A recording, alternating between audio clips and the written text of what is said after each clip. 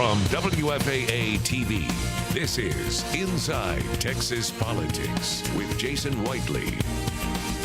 Good morning. Just in the last few days, lots of headlines impacting City Hall, your taxes, and perhaps the future of Dallas. So in studio to talk about navigating through each issue is Mayor Mike Rawlings, and joining the questioning as always is Bud Kennedy of the Star-Telegram. Thanks for coming in. Thank you, Jason. Good to see you, bud. Short intro. Wanted to get to the questions. We have lots of them. Dallas made the top 20 for Amazon, which I know that everyone is pleased about. How specifically, though, might Dallas sweeten its offer to put us over the top? Well, we're going to compete with anybody. I think one of the advantages we have is the cost of doing business here financially. It's going to be a financial decision, but remember, we're going to be 10 to 12% cheaper than the national average. So you look on the East Coast, it's a lot cheaper to do business here. We're not going to put those cards on the table, but we're going to listen to Amazon what they want, and if we get into a bidding war at that point, we'll look very closely. But we're not going to shy away from this table. Are you going to change anything with the offer? Sweeten we the offer haven't talked to them yet, and they haven't asked us to. We filled out the RFP the way they wanted to, and we made it to the next round. But we're just in the playoffs right now, so we got a lot of work to do. You want to hop in on Amazon? Well, we hear about all the positives of Dallas-Fort Worth and Dallas, and maybe some sort of downtown location with several sites. But what's the major drawback? What's keeping Dallas? What would hurt Dallas in this argument? If they wanted to be on the East Coast, I mean, you know, if for some reason they said, look, we need to be close to the media centers in Washington or New York, or we want to be an Eastern time zone for some business reasons. Obviously, we can't compete with that. On the other things, Wall Street Journal took all the requests, I mean, that they asked, graded them all, and Dallas was #1. Okay, Dallas-Fort Worth had more to offer than any other of those cities, if per their requests. Governor Abbott unveiled his tax plan last week. He wants to cap how much local cities can essentially grow their revenue by 2.5%. How might that affect the city if indeed that's something the legislature approves? Well, there's no question that it will cut services. We want to keep our tax rate going down. We've dropped it in the last 2 years, not to the level that I would like to. What will it cut? It'll cut quality of life issues. There's no question. Public safety is always cut in there. You know, to me, he's listening. Okay, he's listening because there are some caveats in that we've got to understand better, and we asked them to put caveats. But the other thing is, they don't cut their state taxes. I mean, you know, 75% of sales taxes goes to Austin, and nobody talks about cutting that. It's like, if we're going to cut taxes, we need to cut them all together, okay, and make it better for our citizens in Texas. Let's jump into the mess that is the rental bikes all over this city here too. City manager imposing new rules that happened on Thursday night, but should the city limit the amount of bikes or the number of companies that can operate in Dallas? We're going to look at that. I mean, first of all, being a better biking community is something we've all wanted to. More walking community, this is great.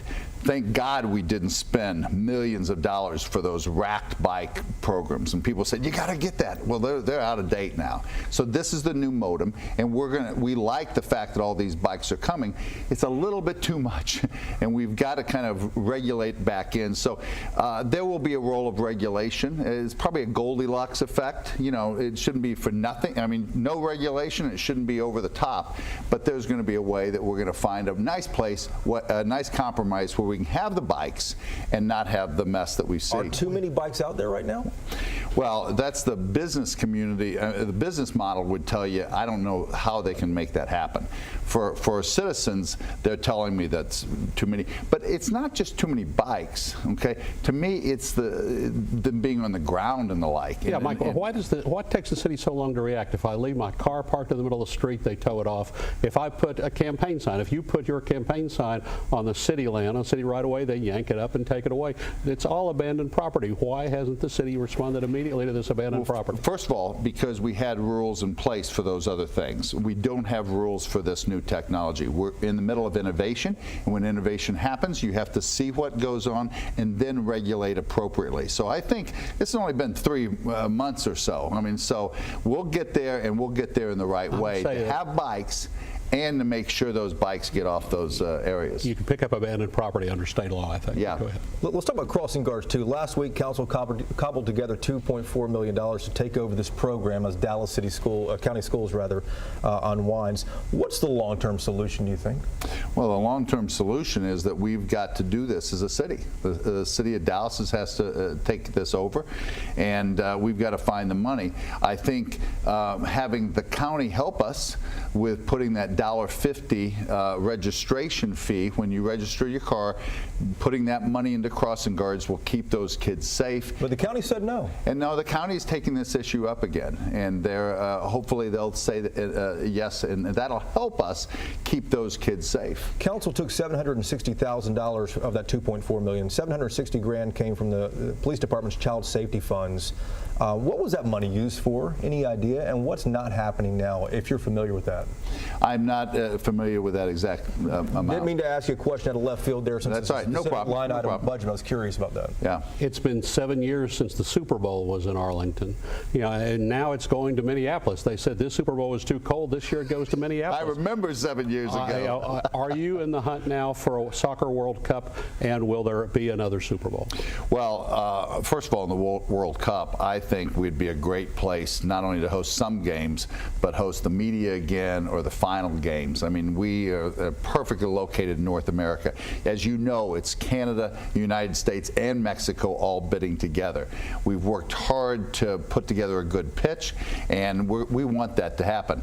There's no question we want another Super Bowl, and we'll hopefully have better weather this next time, and I know Jerry wants that as well. Does the lawsuit against the Jerry and against the Cowboys for not having the seats available, did that hold Dallas back?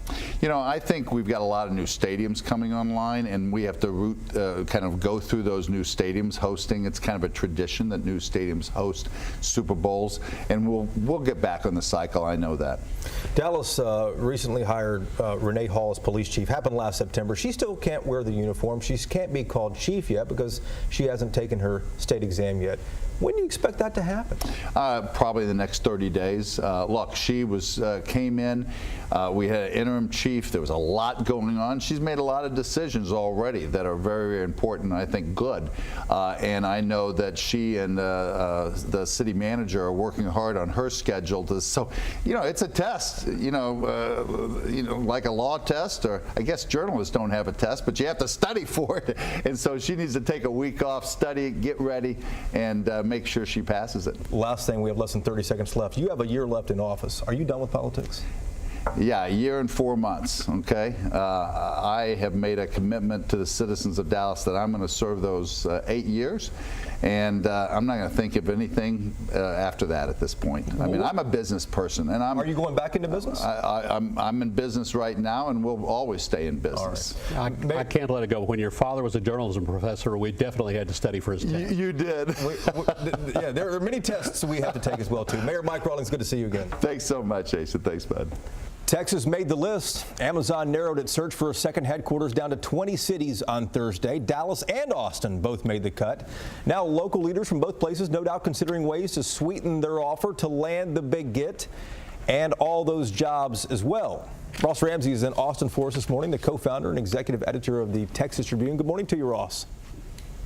Good morning, Jason. How are you? We're doing well. You know, tell us what's really in this Amazon deal for the citizens in both Dallas and Austin. Well, it's jobs and economic development. This is kind of a battle of I-35. So the state will come in with some kind of incentives or some kind of package, and then each city will come in with some kind of package and hope that A, Texas is the choice, and that one of the two Texas cities is the choice against 18 other places that are doing the same thing. But it's basically jobs, economic development, real estate. Battle of I-35. Hopefully one of our cities will win that over the other 18 trying for it as well. Let's talk about Texas schools. You know, they obviously teach kids to vote in government and civics classes, but the Attorney General, Ken Paxton, said no field trips to the polls. Schools can't bus students to vote. Why not? He said you can bus them if it's for educational purposes. You can't just bus them there. And the concern was raised by a Houston state senator named Paul Bettencourt, who was afraid that the schools were saying, hey, vote this way on education issues and we'll take you to the polls, which would be straight up electioneering. There's not really any evidence anybody did that, but Paxton's saying, if you're thinking about it, don't. Let's talk about one more state senator from San Antonio, Carlos Uresti. He goes on trial for fraud. Give us a context on this case. He was an investor in and the lawyer for a company that is accused of misleading its investors. And the CEO of the company pled guilty last week. The arrestee's jury selection in his trial began on Thursday, and the trial is expected to test whether he committed fraud on behalf of the company or whether he was just standing by the side of it while they were committing fraud. Well, a case we will watch. Ross, back to you in just a moment. Thank you.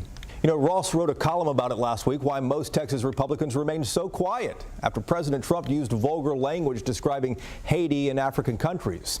This morning, Ed Gray from the Commission Radio Show has a history lesson in My Voice, My Opinion.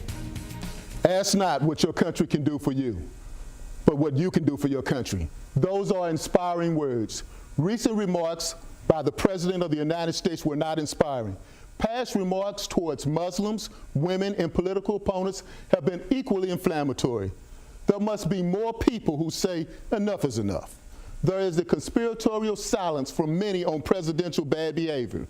Two senators, Lindsey Graham and Richard Durbin, in a rare act of bipartisanship, condemned President Trump's remarks. Whether you're a precinct chair or senator, your voices need to be heard. There should be no silent majority when it comes to decency. Dr. Martin Luther King Jr. implored us by stating, in the end, we will remember not the words of our enemies, but the silence of our friends. I'm Ed Gray, and this is my voice, my opinion. The criminal investigation is not over, but Dallas County now limiting mail-in ballots at the center of so much fraud last year. Is the county cleaning up its act or just cutting the budget? A question for our next guest.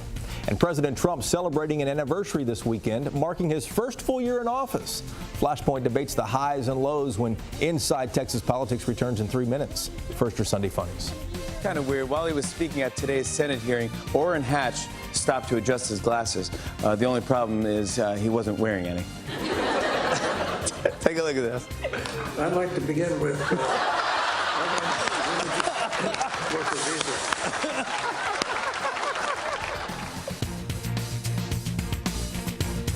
This is the all-new Chevy Equinox. It offers rear seat reminder, built-in 4G LTE Wi-Fi, Apple CarPlay compatibility, and Teen Driver technology. It's crazy. Now to get all these features, you'd need all 6 of those crossovers. That's insane. Yep, and you still wouldn't get everything that's in this Equinox. Wow. 6 cars in one. Get 0% financing for 60 months.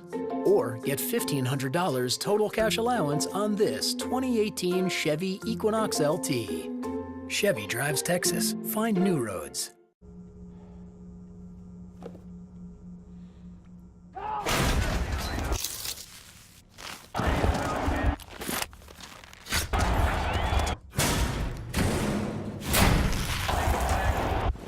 Here's to the longest 8 seconds in sports. May your ride be true. Boot Barn, proud to be a sponsor of the world's greatest rodeo. You want a home you can be proud of, and Conn's Home Plus can make it happen. Because when it comes to credit, we're all about yes. Just go to cons.com to apply for your Yes Money financing and get approved instantly. Then you can shop for the brands and quality you deserve, starting at just $19 a month. And now during our big game savings event, score our lowest prices ever on select TVs. You want a better life at our best price, you deserve it at Cons. I do. I love the patty melts.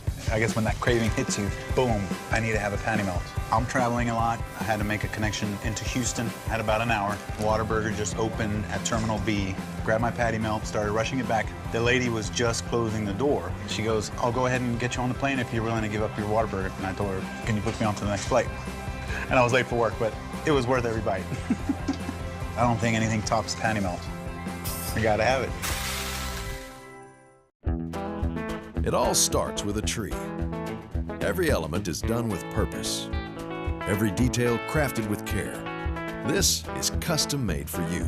A place to call home. A community that stitches together the most fun, the best food, a love of fitness, and above all, friends. Perfectly placed on the banks of the hill country. Kissing Tree is here. Pull on your boots and visit us in San Marcos. Schedule your tour at kissingtree.com. Find nearest bakery. Showing nearby bakeries. Find party supply store near here. 2018 Corolla, loaded with the latest tech and Toyota Safety Sense standard. I got it all. Where's my mom? She wasn't on the list. Right now, get $1,000 customer cash, or qualified buyers get 0% APR financing for 60 months on a stylish new 2018 Corolla. Toyota, let's go places. Dallas County is now taking steps to clean up its mess with mail-in ballots. You know, last summer we broke several stories about allegations of voter fraud. Mail-in ballots were at the center of each of those cases. They still remain vulnerable to this day to fraud. Now, though, the county is limiting them partially. Wade Emmert is an attorney. He's a former chairman of the Dallas County Republican Party and one person we often call on for questions about election law. Good to see you, man. Thank you, Jason. Explain what the county commissioners did and the significance here. All right, so in order to get a mail ballot, you have to apply for it, and you have to do it a certain amount of time before the election. The county is simply taking steps to not print as many of these mail-in ballot applications as they have before.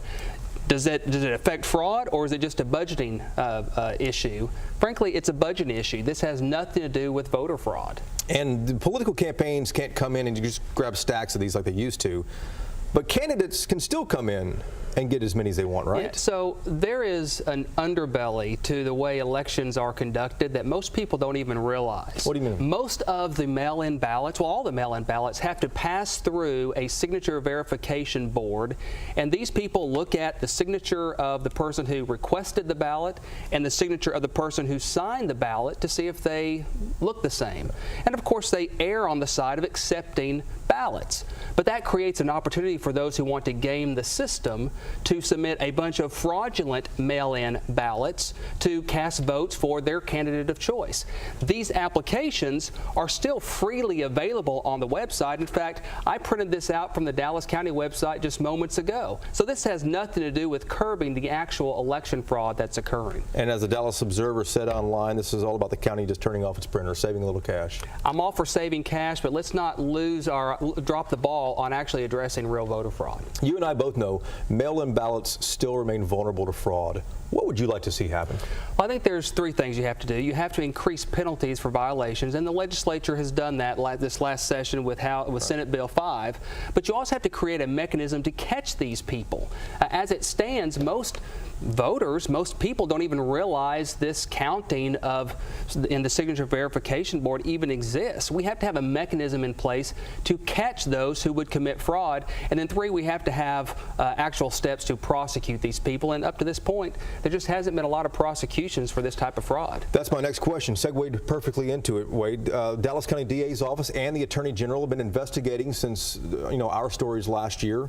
One low-level player charged. We haven't seen anything else. Investigations clearly take time.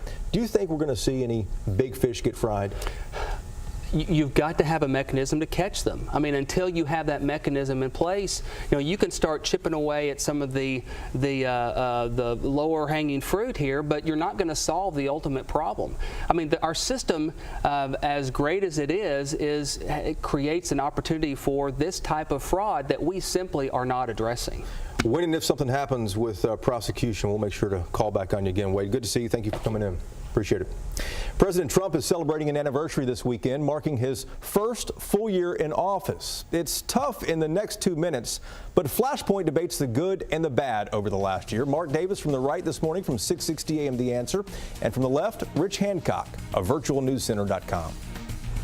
Thanks, Jason. Good Sunday morning, everybody. So it may be the most obvious thing, or maybe a total waste of time for Rich and I to evaluate the first year of Trump. I mean, please, how's that going to go? But then I thought about my look back in the rearview mirror of Barack Obama, and I had to admit, even though every day of those 8 years drove me insane, that I had to admit it was an effective presidency, that what he wanted to get done, he got done, to my chagrin, to Rich's delight. So I offer Rich, on this first anniversary of Trump, hasn't this been an effective presidency? No.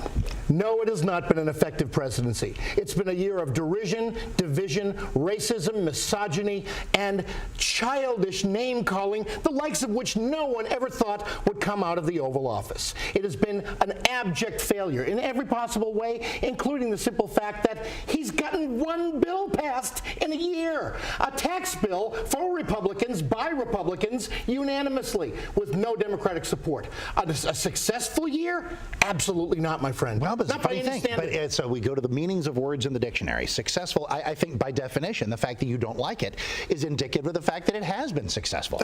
That our borders are tougher, the tax bill passed, that we're coming up against the junk science of global warming tactics. We're coming up against the desire to beat ISIS. Just as Obama drove me crazy, I had to admit he was doing what he intended to do. Trump is achieving things he's intending to do. That's why I think you're so unenchanted at this 1 year point. The tax bill is a bad thing. Deregulation is a bad thing. Destroying the national parks is a bad thing. Doing away with the EPA is a bad thing. It can't be successful if it's all bad for regular people. What do regular people get out of this? A couple of years of a tax break. Let's flip the coin. Did you consider the Obama years effective? Absolutely. Well, there you go. I hated them, and I think so too. Is it a dictionary? Somebody, a dictionary. What does effective mean? I think anyway, we'll see. Listen, from the right, Mark Davis, 660 AM, The Answer. And from the left, I'm Rich Hancock, virtualnewscenter.com. Candidates are reporting fundraising totals right now, and several challengers have outraised their incumbents. Could some statewide officials now be in trouble? We'll talk about a couple of races next on the Roundtable. Tackle big jobs like clockwork with the 2017 Nissan Titan XD, powered by a 5-liter Cummins V8 diesel that can tow up to 12,640 pounds without breaking a sweat. Plus, it's backed by America's best bumper-to-bumper truck warranty, because we stand behind our work, just like you stand behind yours. Take on today and save up to $12,540 or get 0% for up to 72 months on Titan XD. There's only one brand you need to know to save on all the best big brand name mattresses, and that's Nebraska Furniture Mart. Now all mattress sets are on sale with free delivery on select sets. Choose from more than 75 mattresses on display. Get a Sealy Firm Queen mattress for $179. This Beautyrest Firm Queen mattress is only $279 with up to 75-month financing available. Shop where big brands are all on sale with free delivery too. Nebraska Furniture Mart.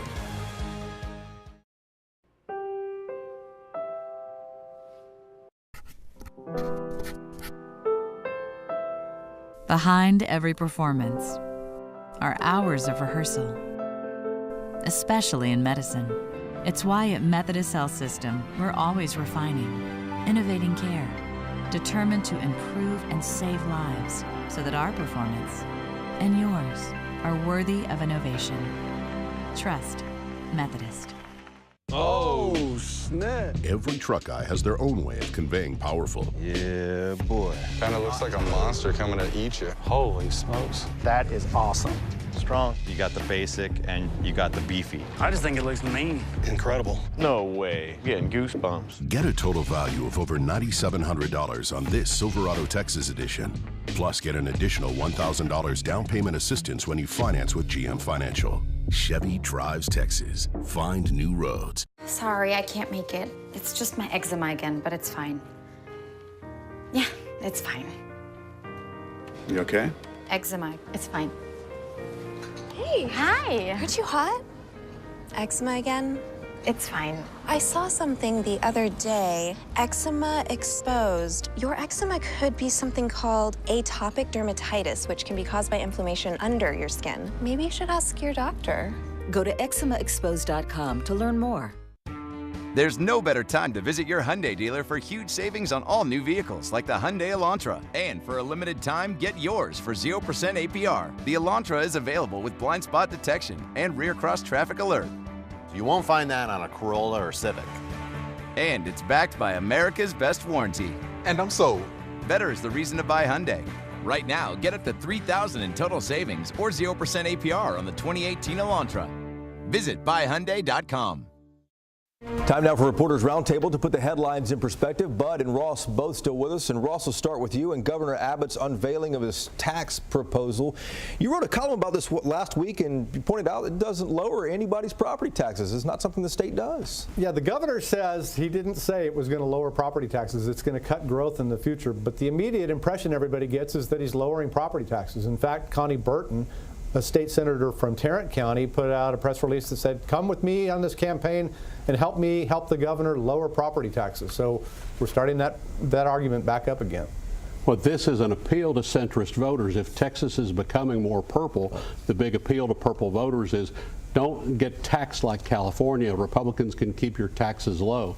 This is the new appeal that's going to be the pitch in this year's election, and probably more to come. Well, yeah, we'll hear more about it, you think? Now, it'll become a real drumbeat. The Republicans will not be able to win elections solely on guns, faith and values issues. They'll appeal more to that fiscal centrist voter, particularly with Latinos. That plays well. Gotcha. Ross, several challengers outraised incumbents in the latest fundraising totals. We got the emails. I know you did too down there in Austin as well. Trey Blocker outraised Ag Commissioner Sid Miller in the Republican primary. Separately, though, Democrat Justin Nelson, he outraised Attorney General Ken Paxton. $500,000 was his own money. But what's the takeaway here? Well, the real takeaway is how much money do they have on hand? Ken Paxton has a bunch of money in the bank. It's true that his challenger raised more, but it's also true that Paxton has much more money than his challenger. Really what you're trying to do here is muster enough money to get your name and ideas in front of enough people that they vote for you when you get in the booths, into the voting booths on February 20th through March 6th. And you need a lot of money to do that in a statewide election. You surprised and to see you this? look at local races, you know, Huff Hines raised quite a bit more than Angela Paxton. And Beverly Powell, one of Connie Burton's opponents, outraised her in this first go-round. So you see the money pile up, but it is about how much you've got left by the end of the race, not how much you start with. How much you start with, good point. Ross, a Republican candidate up here in Dallas County, Republican candidate for commissioner, his name is Stephen Stanley. He says his challenger, J.J. Koch, offered to pay off his campaign debts if Stanley would drop out. Should people be shocked about this, or is this just politics like Koch's attorney says it is? It's pretty brazen. It's, you know, even if it turns out to be legal, it's pretty brazen, and it gave them something to talk about that gets attention on their race that they probably weren't otherwise going to get. In fact, it's too late to get off the ballot, and this is just sort of a noisy way to get everybody to know your name. Hey, look what my opponent offered me to do. You see this more in a quieter way, where suddenly someone just quits campaigning and doesn't come out anymore, and so then after the financials come in, an opponent has paid off their campaign debt. But you don't see somebody asking somebody else to drop out. That was interesting indeed. Gentlemen, thank you guys very much. We appreciate it. Thank you for watching as well. Bud Ross and I will see you again next Sunday. Hope you have a good week.